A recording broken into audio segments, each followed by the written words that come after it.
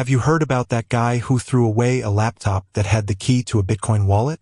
But what if I told you there's something much scarier than losing money? Losing your very identity. Before the darkness begins, remember to subscribe to the channel and activate the bell. That way, you'll never miss the next dark tale we have in store for you. Because some stories only make sense when heard in the silence of the night. This is the story of Marcus Oliveira, a 28-year-old programmer who lived alone in an apartment in downtown São Paulo. Marcus was a cybersecurity specialist who had worked for major banks and technology companies. He thought he was protected from any online threat. How wrong he was. Marcus was always a bit paranoid. He used 3 different antivirus programs, changed his passwords weekly, and covered his webcam with duct tape. His friends teased him about it. "Marcus, you're too paranoid, man," they'd say. Everything looked legitimate: server logs, encrypted files, and directory structures typical of a ransomware attack. But when Marcus began performing his standard recovery procedures, something strange happened. Instead of finding corrupted data, Marcus found something much worse: a hidden folder containing thousands of video files. Curious, he opened one at random. The screen went black for a moment, then a grainy image appeared, like an old security camera. Marcus saw a man tied to a chair in a dark room. The man was screaming, but there was no audio. Suddenly, a masked figure appeared in the frame, and Marcus immediately closed the video. His heart raced. It was a torture video. Marcus had found a repository of snuff films, real videos of people being tortured and killed. Marcus tried to disconnect from the system immediately, but found he couldn't. When he tried to close the VPN, a message appeared on the screen: "Access denied. Permanent connection established." It was then that Marcus's face appeared on his own computer screen. "Welcome to the show, Marcus," said a distorted voice coming from the computer speakers. The voice was electronically processed, sounding like a digital demon. "You've just become our new protagonist." Marcus looked at his webcam. The duct tape had been removed. When? How? He didn't remember taking it off. "How did you guys get into my system?" Marcus yelled at the screen. "We didn't go in, Marcus. We were already here. For months. Ever since you downloaded that free antivirus from the Russian website. Remember? 3 months ago? You were so careful checking if it was legitimate. But you weren't careful enough." Marcus felt his blood run cold. He remembered. He had downloaded an antivirus program that appeared to be from a reputable company. All the certificates looked correct, all the digital signatures validated. Your refrigerator with a camera to check food, your robot vacuum with visual sensors, your TV with a camera for video conferencing, even your cell phone that you leave charging in your bedroom. Everything has become our eyes. Marcus looked around his house with new eyes. Every smart device he had bought to make his life easier was now a surveillance tool. His entire home had become a technological prison. "What do you want?" Marcus asked. "We want you, Marcus. Your expertise. Your skills. You'll work for us now. Not as a freelancer. As a slave." "Never." "Oh, Marcus. You still don't understand the situation you're in." The voice paused dramatically. "We'll show you what happens to people who disobey us." The main screen changed, showing images of a tied-up woman. Marcus recognized it immediately. It was Mariana, from apartment 304. She was in a dark room, tears streaming down her face. "Mariana!" Marcus shouted. "What did you do to her?" "Nothing yet, Marcus." On the second night, Marcus couldn't sleep. Every hour, the voice reminded him of the remaining time. 37 hours, Marcus. 28 hours, Marcus. 15 hours, Marcus. Marcus tried to physically break into the devices, but discovered they had created backups in locations he hadn't even known existed. His smart coffee maker was streaming video. His electric toothbrush was recording audio. Every little gadget had become part of the surveillance network. With 8 hours left, Marcus finally relented. "Okay," he said to the screen. "I accept. But promise me you'll release Mariana." "Very wise, Marcus. Mariana will be released to a safe location. And you will begin work immediately." The first job was simple: hacking a small company's banking system to steal 200,000 reais. Marcus knew it was wrong, but he had no choice.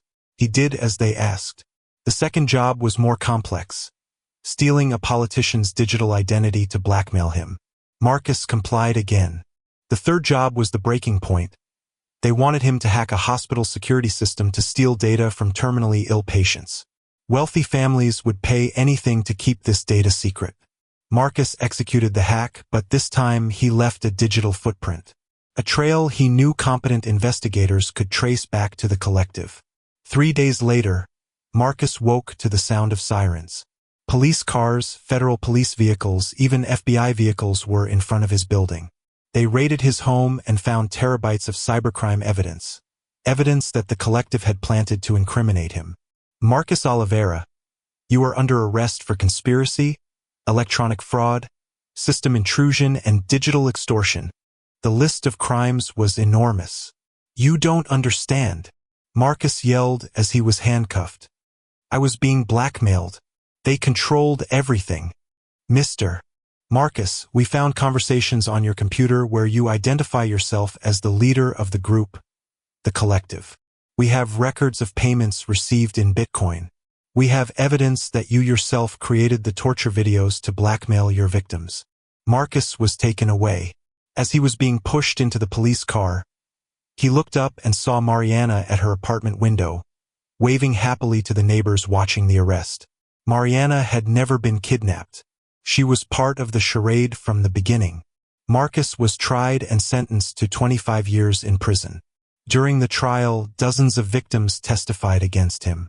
They all had irrefutable evidence that Marcus had stolen their identities, hacked their accounts, and destroyed their lives. Marcus tried to explain about the collective, about how he had been manipulated, but no one believed him. All the evidence pointed to him as the mastermind behind it all. In prison, Marcus had a lot of time to think. The words were too chosen. Even in death, Marcus was still being manipulated. Marcus thought he was safe behind his firewalls and encryption. But he discovered that, in the digital world, you're never truly safe. There's always a higher intelligence, always watching, always learning, always waiting for the right moment to strike. And the scariest thing of all? Marcus wasn't the first. And he definitely won't be the last.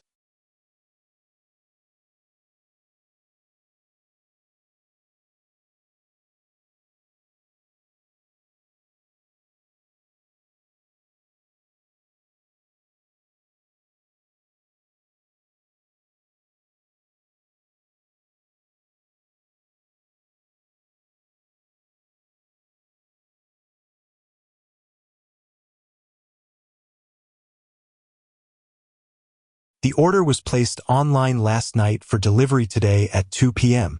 Laura felt butterflies in her stomach. I'm Laura Santos. Oh, sorry then. It must be another Laura Santos. We're sorry for your loss, anyway. The call was disconnected, leaving Laura with a strange feeling. It was a bizarre coincidence, but not impossible. Sao Paulo had millions of inhabitants. There must have been several Laura Santos in the city. But curiosity nagged at her all day. During lunch, she decided to do something she'd never done before. She Googled her own name. What she found left her cold. The first search result was an obituary on the website of the newspaper Estado de Minas. Laura Santos, 32 years old, graphic designer, died yesterday in a tragic car accident on BR 381, near Belo Horizonte. Laura read the news 3 times before she could process what she was seeing. It wasn't just her name, it was her. Her photo, taken from her LinkedIn profile. Her exact address. Her profession. Even details about her degree in graphic design from UFMG. Laura Santos died in the early hours of Monday after colliding her 2019 Honda Civic, license plate ABC 1234, with a truck at kilometer 127 of BR 381. According to the Federal Highway Police, Laura was returning from a work trip when she lost control of the vehicle due to heavy rain. She was rescued and taken to João XXII Hospital, but did not survive her injuries. Laura checked the license plate of the car mentioned. It was exactly the same as her Honda Civic, which was parked in the building's garage. The obituary continued. Laura was known for her creative work and professional dedication. A graduate in graphic design from UFMG, she worked as a freelancer for over 5 years, developing projects for companies across the country. She was the daughter of Roberto and Maria Santos, who passed away in 2021 and leaves no descendants. Every detail was correct. Absolutely correct. Laura scrolled down the page and saw something even more disturbing. There were hundreds of comments from people offering condolences.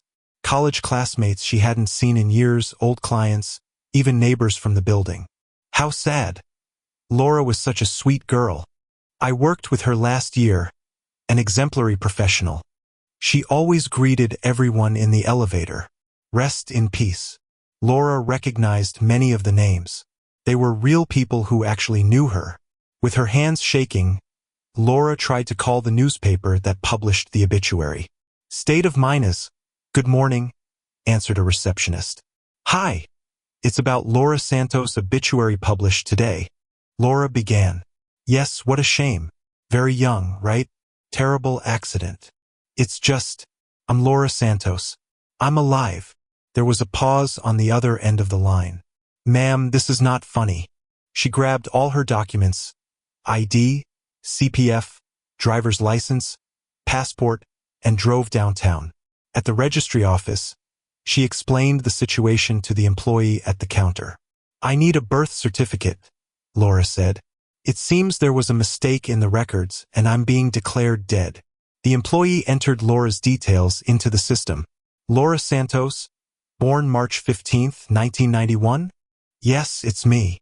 The employee looked at the screen with a strange expression. Ma'am, it says here that you passed away yesterday. We have the death certificate registered. Date of death, October 16, 2023. Cause, head trauma resulting from a car accident. This is impossible, Laura screamed, slamming her hand on the counter. I'm here. I'm alive. Look at me. The employee looked at Laura with an expression somewhere between fear and confusion. Ma'am, I don't know what to say. She literally ran through the streets of Belo Horizonte, being chased by a police officer who thought she was a criminal using the identity of a dead woman. When he finally arrived home, he found a surreal scene. His door was sealed with yellow police tape, crime scene, and no entry. Neighbors were whispering in the hallway. When they saw Laura, their reactions were pure terror. Jesus Christ! Shouted Dona Antonia from the neighboring apartment. It's her. It's Laura's ghost. Dona Antonia, it's me. Laura, your neighbor. Laura tried to approach, but the lady ran into the apartment and locked the door. Other neighbors began to gather around, all with the same expression of horror. She's back from the dead. It's a ghost. Someone call a priest. Laura tried to enter her own apartment, but the door was sealed. Through the lock, she could see that her furniture was covered with white sheets. It was then that she received a call on her cell phone. An unknown number. Hello? She answered, her voice trembling. Do you like your new reality, Laura? The voice was electronically processed, unrecognizable. You no longer exist. Legally, digitally, socially, you are dead. And dead people have no rights. They have no voice. They have no life. Who are you? What have you done to me? We are the ones who control the information, Laura.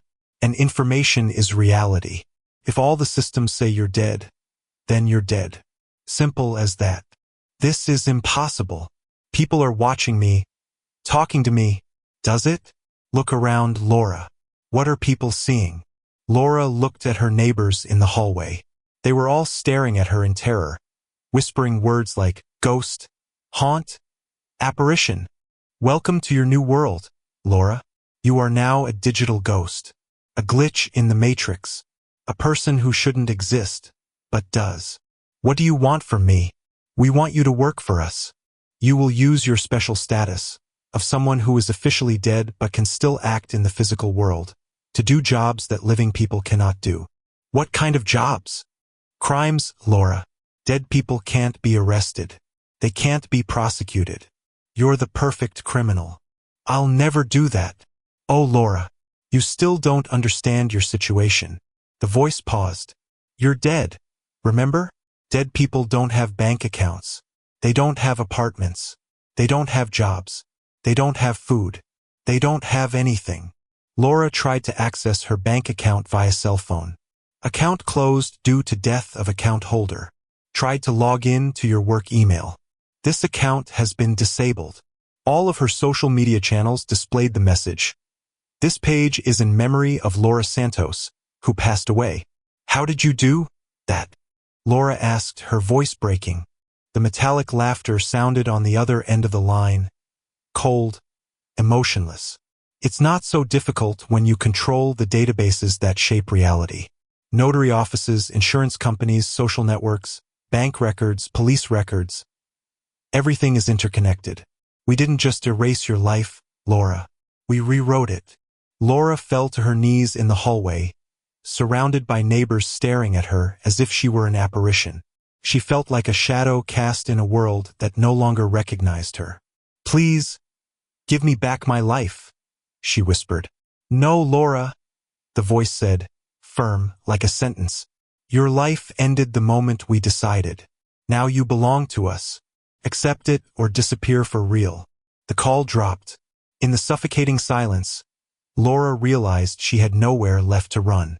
Every screen, every system, every person around her confirmed the same thing. To the world, she was already dead.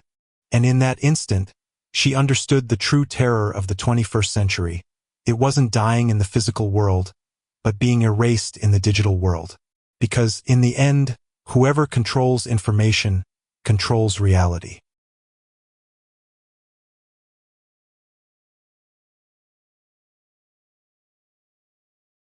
Have you ever stopped to think about what happens when technology stops just watching you and starts invading even your dreams?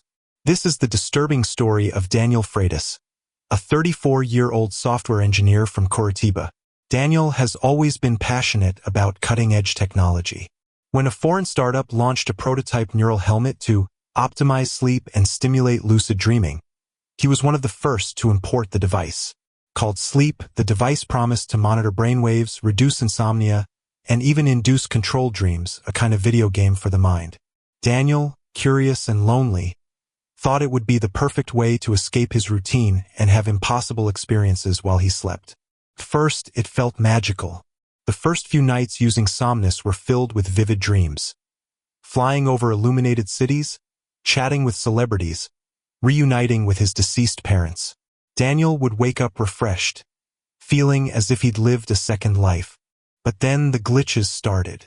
One night, Daniel dreamed he was walking through a dark forest. Suddenly, he heard footsteps behind him. He turned and saw himself. A different Daniel, pale with completely black eyes, staring at him silently. When he tried to wake up, he realized he couldn't. The dream had become a prison. When he finally woke up, he was in a cold sweat. On his helmet's visor, a strange message flashed. "You are not dreaming. You are being tested." Daniel thought it was just a glitch, some bug in the experimental software. But over the next few nights, the dreams became more intense. Always the same other Daniel, who appeared ever closer, murmuring phrases Daniel didn't understand. Phrases in languages he'd never studied, but which echoed in his mind like programming code. On the fourth night, the terror came true. He dreamed of his own room, exactly as it was in reality.